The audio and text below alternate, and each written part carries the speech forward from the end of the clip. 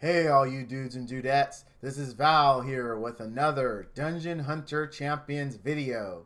In today's video, we're going to be looking at Sheyao, the water snake lady.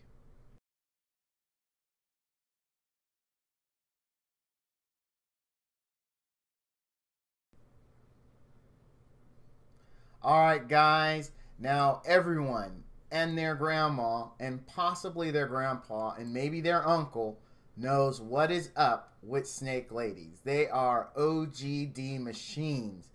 Very, very awesome units. Very, very necessary units, especially when advancing in SW. Their OGD is just such a big help. Even one and Monas together is a potent combination. They'll help you down bosses faster and give you consistent DPS output. Now let's hop in and take a look at her skills. Let's take a look at her skill 1, her auto attack, Serpent's Bite. Attacks target enemy from a distance. Whenever another skill is cast, the serpent spits venom at a nearby enemy, inflicting ongoing damage. The serpent prefers to attack enemies with the mark debuff, but will attack the nearest enemy if none are marked. So basically, if there is a marked unit, this is where the OGD is going to go. When you're fighting a boss, the boss is the only one up, so it's not going to go anywhere else. Now, the thing about this, attack speed does not help you here because it only depends on when she actually uses another skill, not using the auto attack skill itself. That's important to keep in mind. Now let's move on to active skill 1, Viper's Nest. Summons a swarm of spirit vipers from the ground. The vipers damage and mark enemy champions. Basically, it's that little nest you see form under people of snakes. She can use this every 2 seconds, which again is something important to note. Her second active skill, Silencing Kiss. Blow a kiss that deals damage to the first enemy struck and silences. If the enemy is marked, the duration of the silence effect is longer. And lastly, her third active skill, Blinding Venom. Hurls an orb of venom in a direction, dealing damage to enemies. When the orb reaches its maximum range, it explodes into smaller globs of venom that deal damage and blind enemies. Each enemy can be damaged by up to 3 globes. And then here on the note, can be recast within a short period of time to cause the orb to detonate early.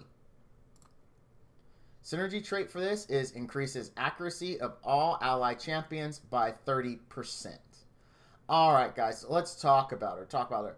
Obviously, skill 1 is her meat and potatoes. Everything else is secondary to that effect. Really, the only other skill that comes in and matters is going to be active skill 1, which is Viper's Nest, because of the mark, which allows you to do more damage. And it being on a 2-second cooldown, that means she'll be able to get a lot of Serpent's Bites out, because every time she uses another skill, her snake will actually launch OGD. So every 2 seconds, basically, you can get OGD out, assuming it's not resisted, and start stacking that on the boss. That's what makes her very, very potent when it comes to dropping OGD. Now, because of her abilities, and you want her to use as many abilities as possible, Adept is the real way to go here. That's the real winner by a lot. So now let's take a look at her gear, and I will show you how I geared her. Now, I'm also going to talk about some of the crazy things I've did and how they didn't work for snake ladies. So as you can see, I went Adept Precision, I went Defense, Max HP, Accuracy.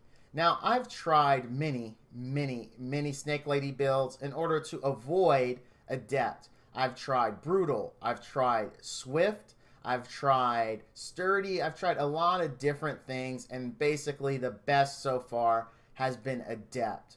Really, Swift doesn't matter. It doesn't. You do more normal attacks, but it doesn't really help you drop more OGD. Brutal increases your other attack damage, but again, that's not the main draw when you're going to a snake lady. You're looking for OGD, OGD and more OGD. Because of that, really you're looking at vital builds, you're looking at adept builds, you're looking at sturdy, maybe sturdy precision, because you want her to live, right? But really, in the end, the king of those builds is going to be adept. Adept anything. If you need more precision, or if you need more accuracy than precision. If you need more HP because you got all your accuracy and sub stats, then you can do HP. If you need more defense, then you can do defense. Don't ever lock yourself into your 2-piece set bonus. Just use whatever 2-piece set bonus helps you meet your stat goals. Now, I went with defense HP because she just has to live, right? So I want to make sure she has enough defense, and when she gets hit, I want to make sure she has enough HP to live through that. So the subs I focused on were accuracy, HP, resistance, and of course, flat HP. So you can see that my gear stats here. If I'm going too fast, feel free to pause the video and take a deeper look at them. But this is what I went with. Her stats are here. You can see she has 31k HP, 937 defense, and 100% accuracy. Everything else for her does not matter. Attack speed doesn't matter. Resistance does matter, and I would have liked to get more because you want her to live. You don't want her to get stunned up. If she's stunned, she's not dropping OCD.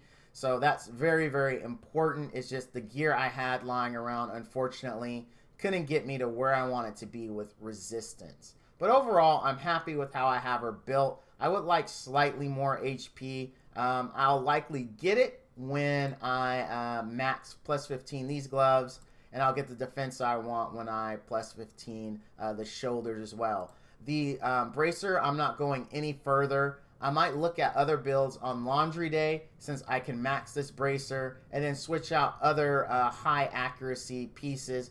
Maybe not this necklace because of the 14% HP, and she does need HP. But maybe like, let's see. Really, I mean, this is it. This is it. I can switch out these gloves, but I don't have other adept max HP or defense gloves. I've had terrible luck in SW. Made a lot of money quickly because, unfortunately, not a lot of great gear drops for me. But enough about talking about her. Let's take her into SW10. All right, we already got Otto on because I am leveling Yuko, which is the water magical girl who's amazing. So this run might be a little sketchy because I have a kind of an unusual team here right now. But I'm going heavy OGD in this because we've got Dodgy in there. She's going to help us drop even more OGD. And of course, Manus with his 2 OGD contribution.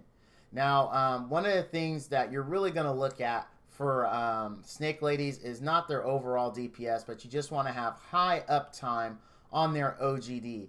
And I've noticed that the threshold from when you really see the boss start to tick down is going to be 6 stacks of OGD.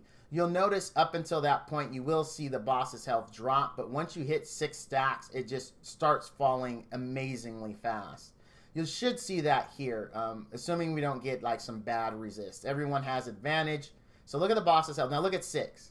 You see how 6, it starts to move very quickly. Now she wiped because she threw up her invulnerability, which wipes all debuffs. So look at 5, and then once we get to 6, you'll see it really kick in. Now see how it's taking huge, huge chunks. Then you go back down to 5, it's not so big anymore. So there you go.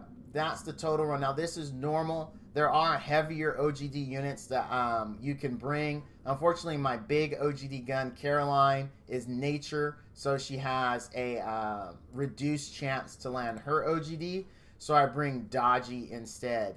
Now, we can take a look and compare her against running Dodgy by swapping out to her sister, and I forget the Fire Snake Lady's name, but we can throw her in there just to show you it is all about OGD. The more OGD you have, the better this can go for you. Now, I believe the last time I tested this particular setup it was a little slower because Dodgy does help wave clear. So as she does have other attacks that do a very good amount of damage as opposed to the Snake Ladies. But Double Snake Lady is definitely a perfect, okay build for SW10. It will get the job done for you. Sometimes a bit slower than other builds depending on what other units you're bringing with you. Now, keep in mind, Yuko's shield does explode for AoE damage. It does a pretty decent chunk of damage. So it's not to be overlooked. It can help you with wave clearing, since that's going to be AoE. And every unit that you have that has a shield, which is going to be everyone, will be contributing damage to that. And again, Snake Ladies aren't about raw DPS. It is all about the debuff uptime. And it is because of that reason they are not ideal co-op bosses, because so far all co-op bosses have been immune to OGD, which is the Snake Lady's main source of damage. These are excellent, excellent units, though almost everywhere else. I would say the other area they really don't shine as much would be Ultimate Blitz. We got stunned there, so this is going to be a short, a longer run, because we lost the sustained damage due to stun. Stuns hurt. Bringing immunity can help improve your runs if you can afford the slot. As you can see, if we hadn't been stunned, we probably would have got around the same time as we did with Dodgy. OGD is just really, really good. Snake Ladies themselves are really, really good. They will help you.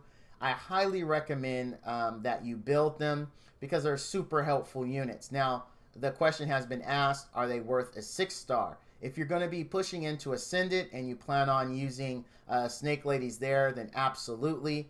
They are, without a doubt, have to be 6-star. You're going to need the extra HP, the extra defense that being a 6-star brings. Because remember, and please correct me if I'm wrong down in the comments below, in the early days of the game, the devs did state that a 6-star unit after level 22 is already greater than a max 5-star unit. So all those levels, all 38 plus levels that you get, are pure stats that are just extra win for you.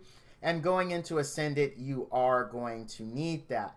So it is definitely worth 6-starring them if you plan on moving and using them in Ascendant. If you're not, and they are just farm machines for you when you're in SW, then there really isn't a need to take them beyond max 5-star, as they can very easily do both ED10 and SW10 at max 5-star without being level 6. Or without being 6-star, excuse me. Sorry about that.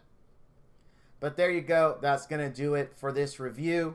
If you found this video helpful, please go ahead and hit that like and subscribe button down below. And as always, all you dudes and dudettes out there, stay frosty.